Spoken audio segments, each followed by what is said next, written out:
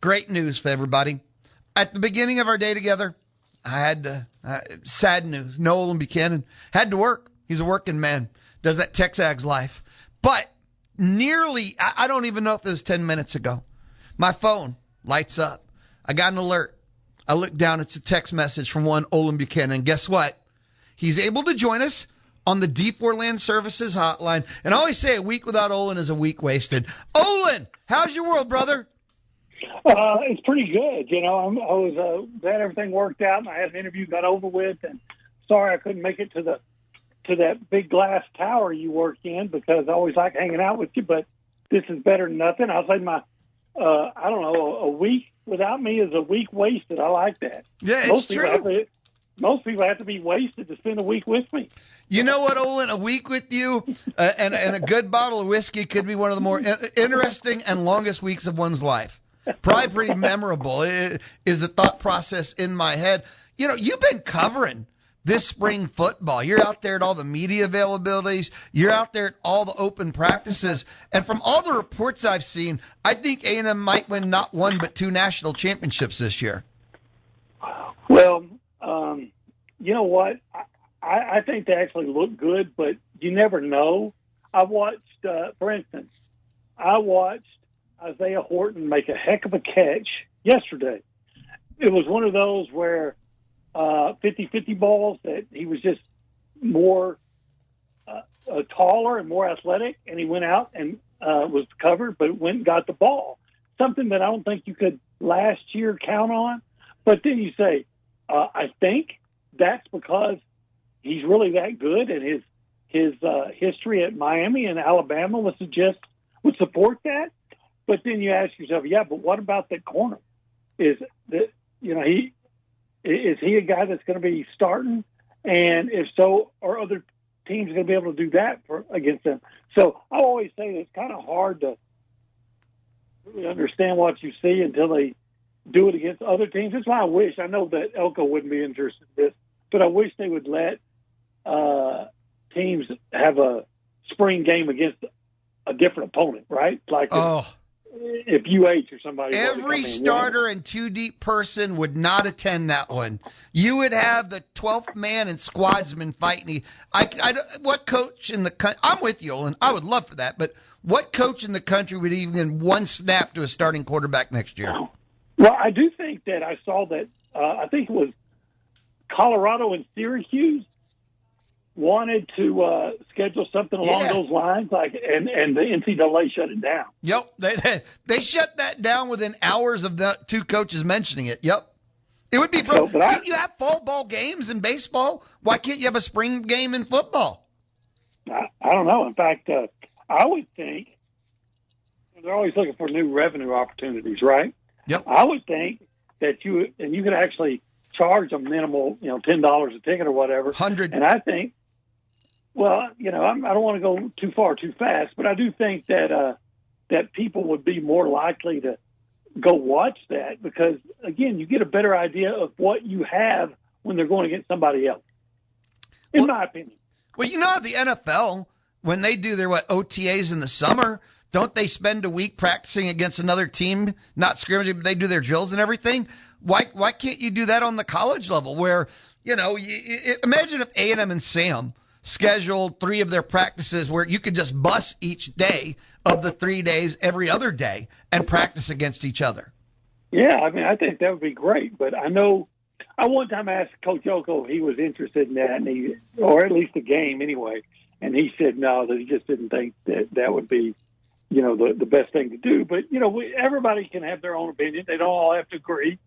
But, obviously Deion Sanders and whoever's the coach at Syracuse thought it would have been a good idea had they been able to do it. And from an NIL standpoint, because that's what I think of everything, imagine if you had those 3 practices where Sam or whatever school wanted to do joint practices, and then they're closed, but donors are allowed to, for an NIL donation, watch those special ones. There's many ways to market and make this happen. Yeah, I think so. I don't know if it'll ever happen, but I think it'd be a good idea. But again, hey, I'm just a reporter that watches. I'm not a coach that's hands-on. And you're a legend. You're a legend. obviously most of the coaches are against it. Otherwise, they probably do it.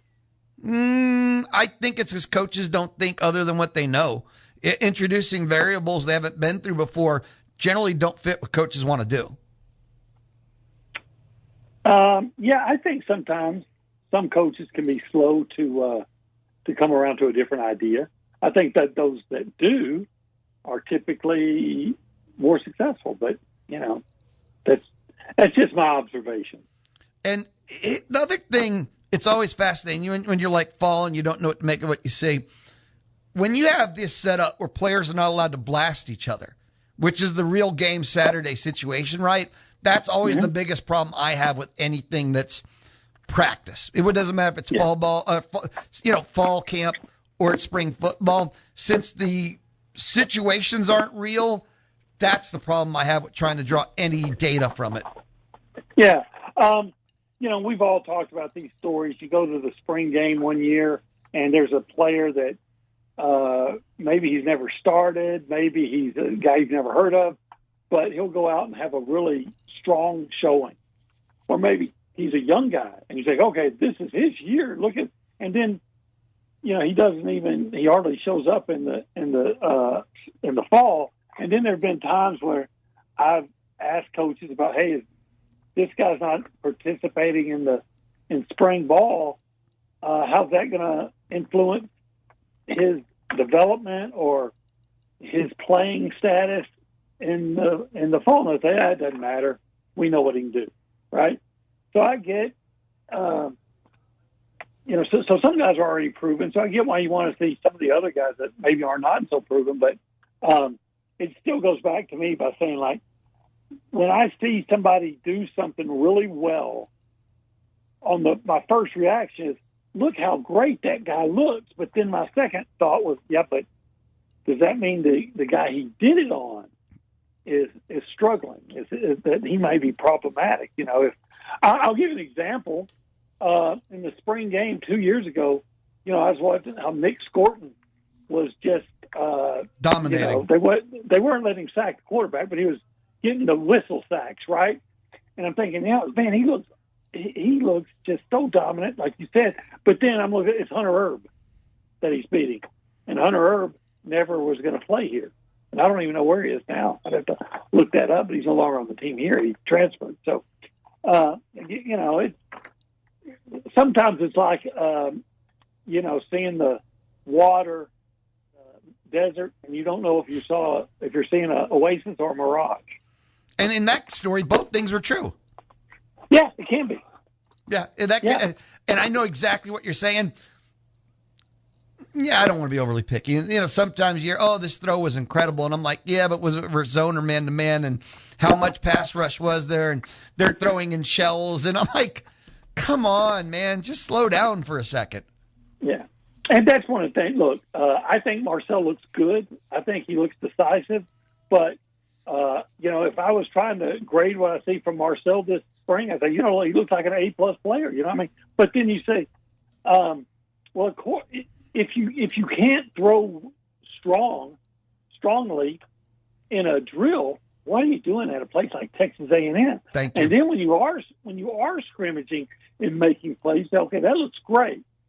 But you also know, if you're Marcel, I'm not saying he wouldn't have made the plays anyway, but I have to question, because in his mind, he also knows that he's not going to get hit because he's wearing that green jersey. There's nothing to distract his mind in a drill or practice in the spring. Right. So, but all that said, if you go out there and you're just trying to see, hey, how do these guys look? I'm very encouraged, especially with the receivers. I mean, I see Horton, and I was standing next to, I think it was Alex Miller, but it might have been Tony Catalina. But somebody said, you know what, I don't think I've seen this guy drop a pass that he got his hands on all spring. I got to think about it and said, I don't think I have either. Well, okay, that's positive, whether, no matter what the situation, that's a positive observation. It's probably going to mean he's going to do great things or be a very productive guy in the fall. But I just don't think you can just absolutely take it for granted. I'm watching this one freshman. He pops every time I see him. He pops out, and it's Madden Williams, number 17. And actually, quite to be honest, a couple of other freshmen, of course, Aaron Gregory, and then Reggie Brown's son, Mike Brown. I've seen all those three guys make a lot of catches and some big-time catches, like, being very athletic to go up, climb the ladder and pull balls down and stuff like that. And so you say, hey, here's some freshmen that look pretty good, but can they do that in live game situation?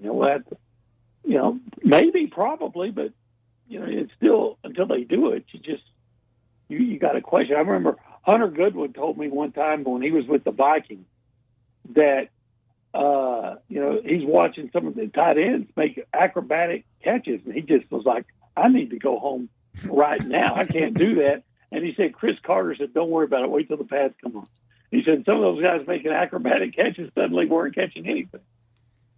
Interesting. I know for me, what I've always thought, the things that translate, whether it's against air, shells, full pads, but accuracy. When you watch a quarterback's accurate or he's not. He doesn't get less or more accurate depending on the situation. You could tell by throwing to the shoulder. You could tell how he leads a player. Not accuracy is always or not. Unless he got a big guy chasing him that can hit him. It's funny how the accuracy can be distorted when Myles Garrett's bearing down on you.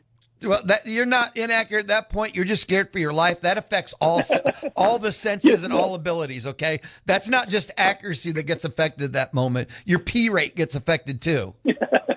Yeah, but back to the original premise of all this, based on, what I can see and draw whatever, glean whatever opinions from it, I think they look good. They look like an SEC football team is supposed to look, which has been an issue for a long time. They got big guys that can run, and that's the way it's supposed to look. There have been times when they didn't look like this, and I think they maybe even look bigger than last year. But just because you look like a team is supposed to look doesn't mean you're going to be a great team. Is there any way to tell anything about the O-line? Because they're out there, most things are 7-on-7. Again, you're not allowed to blast each other. Because, the number one question's O-line. And can you tell anything? I don't know. I'm asking legitimately. Can you tell anything about O-line during spring football? They're big and you can see guys move well. I think if you see a big guy that moves well right away, you're going to think, okay, at least you got something to work with here. Now, how physical he's going to be, and we've only the amount of quote scrimmage plays we've seen have been minimal, right? We've seen some, but minimal because they don't let us into many of those for obvious reasons. There's certain things that they don't want to get out, especially as they're tinkering their offense a little bit with a new OC.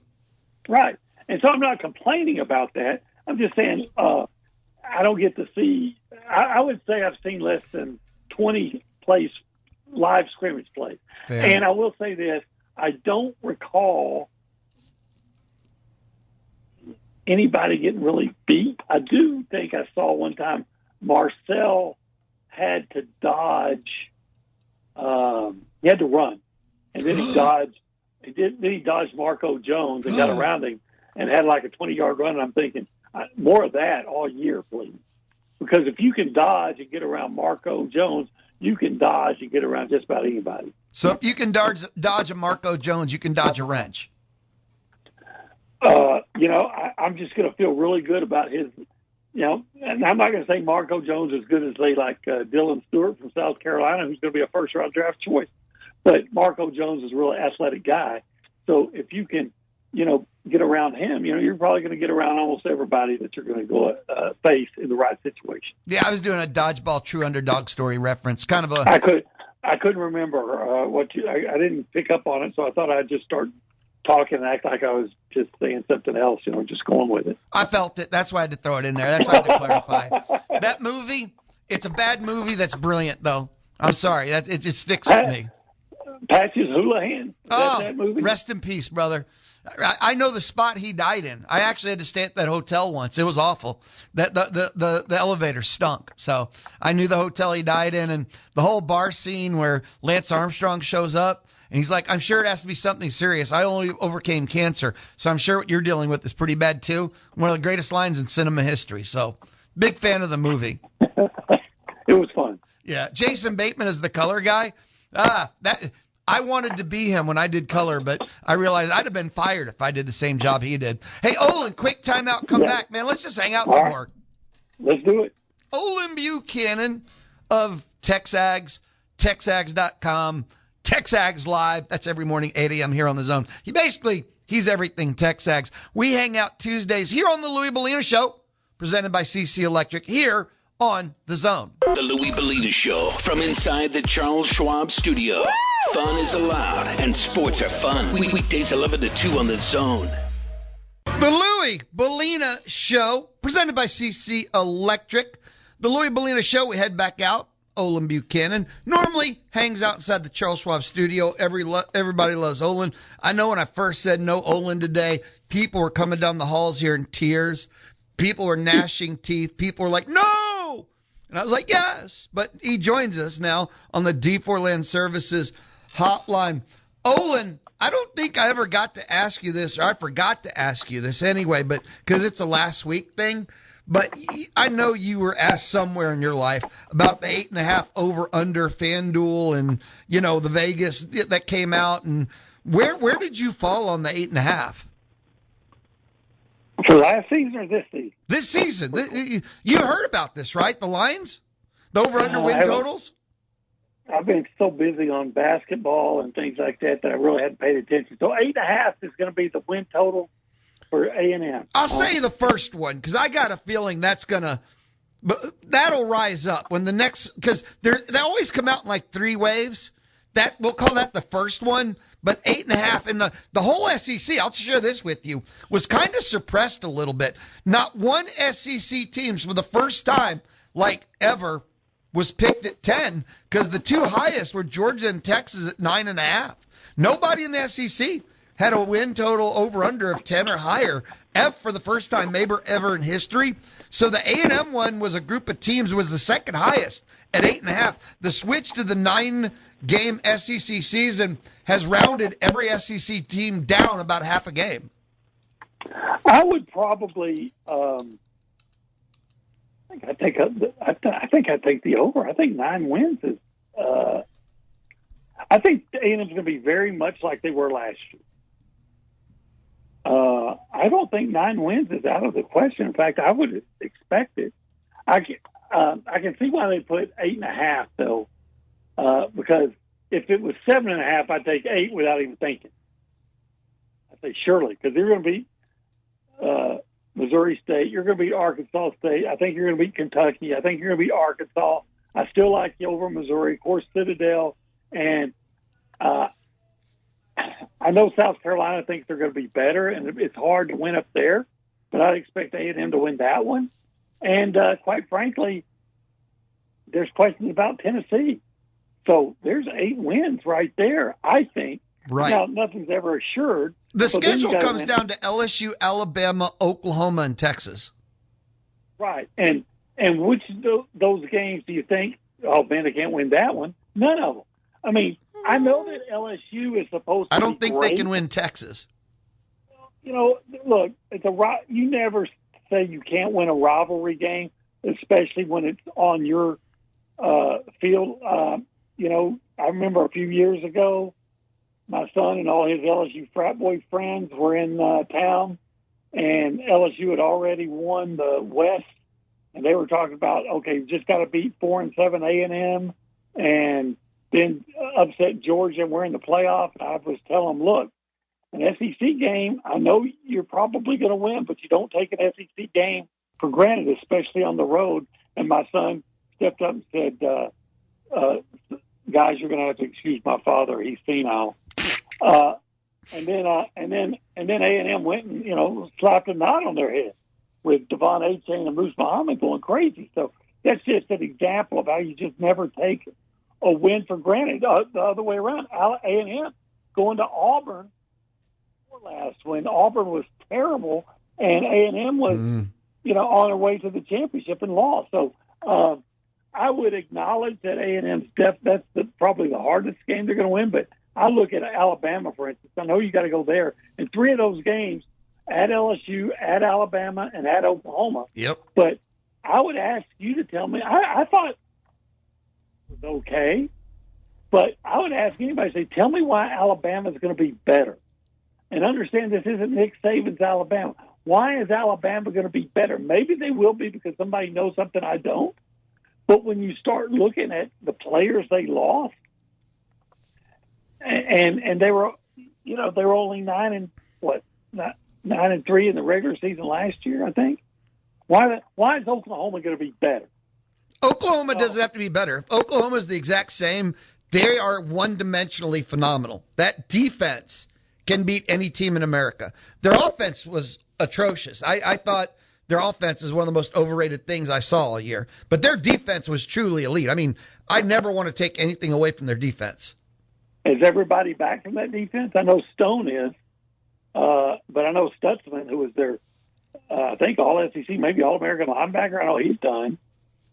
So, we got to remember the next guy isn't necessarily as good as the last guy. But you can say that about every team in the country. Yes, you can. I believe Oklahoma will be good and will be good defensively. Will they be as good? That's I don't know. Question. Well, you say that about A&M. A&M lost 4 offensive linemen. In theory, A&M should win 5 games if you lose 4 offensive linemen. Well, LSU lost 4 offensive linemen, and Texas lost 4 offensive linemen last year. And LSU, I think, won 7 games, and Texas, of course, they won 9? Yeah. Now, Texas, the guys they lost weren't as good as the guy, even though they were good. I don't think they were as good as the guys LSU lost. And they obviously had better guys ready to step in than LSU did because LSU's offensive line wasn't very good. But you know what? Some of that might have been that they just weren't a very well-coached offensive line because that comes into it too. So the guys can go to Texas and get better coaching maybe than with the offensive lineman, their offensive line coach there than they did at LSU, and maybe that was the difference. Yeah, and for Texas, if they didn't have injuries in the O-line, they maybe would have had a better chance. The thing I'm going to worry about Texas, not worry, but I'm going to question about Texas this year, and I'd have to talk to someone that follows Texas unobjectively, or I should say objectively, is how are they going to, what are they going to be like on defense? Because when you lose Anthony Hill, they still have Colin Simmons, probably the best pass rusher in the conference. But when you lose, you can't tell me for 3 years how great Anthony Hill is and then say it doesn't matter that he's gone. Or what's the kid, the safety, the former Taft. Taft. You can't lose him or Muhammad at corner. And, I mean, they're losing some significant guys in the secondary. And you can't lose guys like that and just say, it doesn't matter, the next guy's going to be as good. Because he probably won't be. I'm 100% with you on this. I think the same. Some schools, eventually, you do have to give credit if they prove when they lose enough players over time that they never step back, right? Well, that was Georgia and Alabama during the pre-NIL time and pre-transfer portal time. And NIL's changed things. Yeah. Now, look, let's make the ultimate example here. Sometimes it doesn't matter how good the guy is, the next guy is better. And I'll give you 2 great examples. Thurman Thomas was an All-American when he left Oklahoma State and a first-round draft choice. The guy behind him who took his place was better. And you know who that is, right? No. But Barry Sanders. Oh, yeah. Duh. Jeez, duh.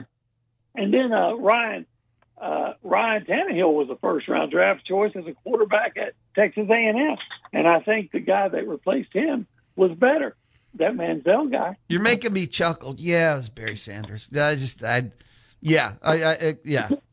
That's so. In some instances, you're as good or even better. But typically, if you have a great player, the next guy. I mean, Myles Garrett left. A&M has had some good defensive ends since then, but they didn't have Myles Garrett. But I always feel like the way you replace it is you have to have someone step up, but it doesn't have to be at the same position. If your All-American end is gone, You're right. then go have All-American cornerback, All-American middle linebacker, All-American safety. You know, that's You're the right. development of a program. Is it doesn't have to be the same position, but you need X number of All-Americans. And the ultimate right. dream is at every level of the field, you need one player be all SEC. Okay. You're right. It doesn't have to be. I'm just making a point that Yeah. the next guy isn't necessarily as good as the last guy. So I think LSU was the perfect example, though, in their offensive line. And I remember at SEC Media Days asking Brian Kelly specifically about their offensive line having to replace 4 starters that were all drafted, including one which was the 4th player taken in the draft. And he gave me this answer about how he likes his offensive line and feels really good about it. Well, maybe he did, or maybe he was just trying to throw people off the scent. But the bottom line is they just weren't a very cohesive offensive line. And, you know, maybe that was a lack of talent or a decline in talent. Maybe it was bad coaching. You know what happened? To me, what happened, Brian Kelly was awful at the portal. And the first 2 portal classes he had, he didn't spend money in the portal. He even bragged one time about a nose tackle, I think it was a D tackle, that he let go because LSU don't pay like that. And I remember when he did that, I went, dude, you're a moron. You are now no longer in touch with modern college football. So because he wasted time with 2 classes that he blew in the portal, when he finally realized they had to dedicate, he was already behind. He couldn't catch up in one portal. But last year, I guess it would be the 2025 portal class, LSU's was ranked number 1 in the country. Yeah, I saw that too. And that included an offensive lineman from Virginia Tech and an offensive lineman from Northwestern that were supposed to be hot stuff. And sometimes there's injuries involved, and I guess that's true. And I don't know. I know that when I talked to some guys before the A&M, and the Aggies are like hearing this, but when I was talking to some guys before the A&M LSU game, a friend of mine who covers LSU, and he told me that, you know, their best offensive lineman was going to be out for that game. I said, well, who's that? He said, Tyree Adams. Well, now Tyree Adams is here.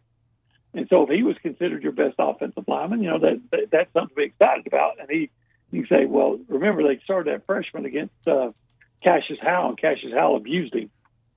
Yes, absolutely destroyed. It's been fascinating watching these preseason rankings. I'm going to give Olin a lot of credit here. When Olin asks questions like what means they have to, you have been way right a lot more than you've been wrong in these. Because you and I talk all year long. We do, we do those the game day shows before every A&M home game. I have learned to pay attention when you throw that out there because you don't do it all the time. Well, I appreciate that. I wish my wife could learn that. But okay. Let's take a time out on that note. All right. Let's do it. I wish my wife would learn to appreciate that. It is the Louis Bellina Show. It truly is. Text messages are welcome. And I always say, you could text message me, but when you got Olin here, why not text message Olin? 979-693-1150. You can light up the Texas Mobile and Lube Express inbox. You know what? Texas Mobile and Lube Express, they say be good to your car, and your car will be good to you. How does one be good to your car? You don't take it on a date. That's kind of weird, and, well, people will stare. You be good to your car by taking it to Texas Mobile and Lube Express. Text 979-693-1150. This is the Louis Bellina Show, Tuesday on the Zone. The Louis Bellina Show. Dial 979-693-1150. Hello. To visit with him. Hello. Or to win. Hello. On the D4 Land Services Hotline. Dial 979-693-1150. It is the Louis Bellina Show, and still to come, 150 each Tuesday, Community Spotlight. Today, 150 Community Spotlight with the Mama Nutmeg Foundation. April Plemons will join me inside the Charles Schwab studio. So, I'm so bad with math. I think that's 1813. Shortly, I'll be joined 150 April Plemons, the Mama Nutmeg Foundation Community Spotlight on a Tuesday, but we're hanging out with OB, Olin Buchanan. He joins us on the D4 Land Services Hotline. Normally, he's, hanging out here, but hey, we're just happy to have him. Olin, Aggie Baesball got the sweep, and the one thing I've taken away from this, I don't know what the end of the season is going to look like. Many miles to go before we sleep on that one. They had to win the series minimum. I love the fact they did more than the minimum. I love the fact they didn't just win the series, but they went ahead and finished it, and they got the sweep. Yeah, I think if you, I don't care where your opponent is in the standing in the SEC. If you win a road series, that's something to be really proud of, and it's a great accomplishment. To go up and sweep them, I felt like A&M was a better team than Missouri. I think everybody feels that way, and quite frankly, the only game that was really contentious, if that's the right word, was the first one, and that was the one where A&M let a 10-1 lead turn into 10-9, but then got a run and was able to nail it down. But the other ones, they got jumped out the big leads and stayed comfortable. So it was quite the impressive offensive display for the whole weekend. Yeah, it was, and much needed. Who doesn't need a sweep? I'll also point out that the weekend that was in the SEC, of the 8 series, 7 were sweeps. So for A&M baseball, they needed it themselves, but you also needed it to kind of hold serve with what else happened around you in the SEC. Yeah, look, it's funny because I know that there were some voices of discontent after the first 2 series. I think just one. They had a great opportunity to win the series at Oklahoma, and if they held on in the first game and won that one, and they were 6-3 instead of 5-4, I don't think anybody would be complaining. And there's nobody complaining, right? Well, there's not as many complaining right now because of the sweep, obviously. But if they were 6-3, we're talking about one game or one run is the difference in how a whole or how a majority of a fan base feels about a team. I do think that people are going to look at it and say, yeah, well let's question the pitching of Missouri, even though they had like 14 runs in the last game against Georgia in the series before. So there's I think it's 4 straight games with double figures run total. Can you keep relying on your offense to score 10 runs to win? No. Your pitching is going to have to be better. But you have an offense, a lineup that gives you a chance to win every game. And I think they're going to be a team that I expect them to not to sweep, but to win their series against Vanderbilt. And if they win their series against Vanderbilt next week, then I think there's going to be a whole lot of people that are going to be starting to come around and say, okay, this team is really good. No, it's probably not as good as it was 2 years ago when they went to the College World Series because the pitching's just not as deep. But the lineup is every bit as dangerous. We say the pitching has to be better, right? And this is the two sides of my mind. I mean, that's a fact. But why does it have to be better? What do we have to expect it to be better? Well, I mean, sometimes guys get better as the season goes on. We've seen a guy like Sadeo. We've seen him pitch better than he has of late. We've seen it before. Now he is coming back from an injury, but that's obviously healed because he's still pitching. And I think you've seen Moss. We've seen him pitch better. So hopefully, sometimes guys just get better as the season goes on. Sometimes they get worse. I really like the Sims kid on Sunday. He's done a really good job. And I think they're starting to get some guys healthy in the bullpen. And sometimes the bullpen has betrayed them. I think they had the bullpen look good this week, or I should say last weekend, and getting some more arms coming back from injury will make them deeper and hopefully better. Yeah, Fresh Corns look great. Cunningham seems to be emerging. Vargas has looked a little shaky, I believe. Hot and cold. Hot. Okay, thank you. That shaky, hot, cold. Yeah, I think we're in the same universe of concept. If they could if Cunningham is the real deal, because he's a former closer, right? Washington. So if you could have Fresh Corn, Cunningham, and give me 2 more, you can work around your starters at that point. Yeah, I think so. And in the game, they almost lost, or they almost let let it get away from them up at Missouri the first game. I think it was pretty clear that Coach Early was trying to get some more, at least another inning out of Sadeo to try to rest that bullpen. Yep. As much as he could, and he ended up having to go to him, but it worked out fine because he doesn't have a starter that can go 6. He's having to go to his bullpen in the 4th almost every game.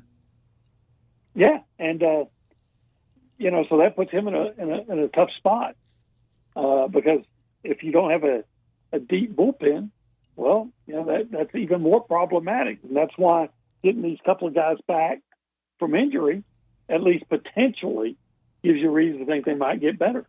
Yeah, no, we'll see. They need something. They need a starter to emerge, someone that can give you 6, man. Or they need 2 more arms to go with Cunningham and Freshcorn. If they have 4 bullpen guys, and then you can use multiple combinations, inning, and just use their committee thing throughout the 3 days on a weekend. They need something along those lines to emerge, and this team can be scary because they need some pitching to match up with the bats. Yeah, and I understand that, or at least I shouldn't say understand. I've been reading people. There's this thought, maybe a rumor, that Nico Partita might come in and pitch some, but he's playing such a good third base. Do you really want to even mess with that dynamic? Because he's been an excellent addition at third. Oh, I've heard that rumor too, but it means nothing to me until I see him pitch. I mean, if he actually had value in the pen, he would have pitched by now. He's just an option in my eye. I understand. I'm not going to act like I'm an expert on something that I'm not, because I never saw him pitch in high school or play in high school. But I understand he was a very good pitcher in high school, and that was he wanted to do both. And hey, if he can do an Ohtani thing, so be it. Yeah, let's welcome it. But right now, here's this freshman who's given you much more than I think you could have even hoped for at third base. I don't know, but if you even want to, do anything to upset that dynamic because it's going so well. I don't want to come off the wrong way. I know the way I just said that could come off the wrong way, but if he could help you pitching, and with the way you need pitching, I'm stunned you wouldn't have done it by now, to be fair. And I under what you're saying about his third base is so good. How do you hurt yourself at third? Because you need pitching if you're going to make a run. Your offense right now is so on such a level. You need pitching. You need pitching. So I want to explain the way I said that, why I said it that way. Because the idea that if he could come in and add to your pitching staff and you need pitching desperately, I'm stunned if they're not giving him a shot pitching. And we've seen it before. In fact, not that long ago in college baseball. Wasn't the kid the big hitter at Florida a couple years ago? Didn't he come in and pitch? Caglione, didn't he come in and pitch sometime? Gags. I believe he came in and pitched, right? Yeah. So I'm not saying it can't be done. It can be done very successfully. But if they call for him to do that based on the way I've seen this kid play baseball, I'd probably assume that he'll do a solid job, if not a great one. I got a text message question for you to wrap things up. Let's see. Wade and Snook. Talking about Texas defense, so we're back to football. Do you think that Muschamp will actually make an impact? Yeah, he's a good defensive coordinator. He's been really good as a defensive coordinator everywhere he's gone. But it really ultimately comes down to players. The old rhyme, Jimmy's and Joe's beat X's and O's. But Will Muschamp knows how to get the most out of his Jimmy's and Joe's. Now, is the most enough? That'll be the question. But yeah, I think he'll make an impact. Are we saying now that the guy before him was incompetent? Because I don't think that was the case. Yeah, the DC. No, the guy before him, Fikowski. was the DC before him, right? Yeah. Yeah, but it's not like he was incompetent, right? No, he was not incompetent. But there's no doubt in my mind that that's an upgrade going to Will Muschamp. There's no doubt in my mind. I don't think there's doubt in anybody's mind. But ultimately, it's how good are your players? And the only reason he got fired was because they were able to get Will Muschamp. If they couldn't have got Will Muschamp, they wouldn't have fired him. Yeah, Will Muschamp did a nice job when he was at Texas before. I guess he liked it there, wanted to come on back. He's done a good job at Georgia. Just don't make him your head coach. Truth, gospel. Olin, thank you. Hey, it was a surprise to get to hang out with you today. It was a pleasure to get to hang out with you today. Thank you always, brother. Go be awesome. Hey, Louis, thanks for making time to let me be on the show with you. Dude, always, man. It's a pleasure. Olin Buchanan, Texags, Texags.com, Texags Live. Hanging out with us on the D4 Land Services hotline. If you ever need forestry, mulching, pond construction, metal buildings, check out D4LandServices.com, D4LandServices.com. I'll be back and, Community Spotlight. That's how we'll wrap up the Louis Bellina Show Tuesday here on The Zone. Make sure to get the podcast of Texags Live, the Louis Bellina Show, or Chip Howard Sports Talk Daily at zone1150.com and everywhere you get your podcasts.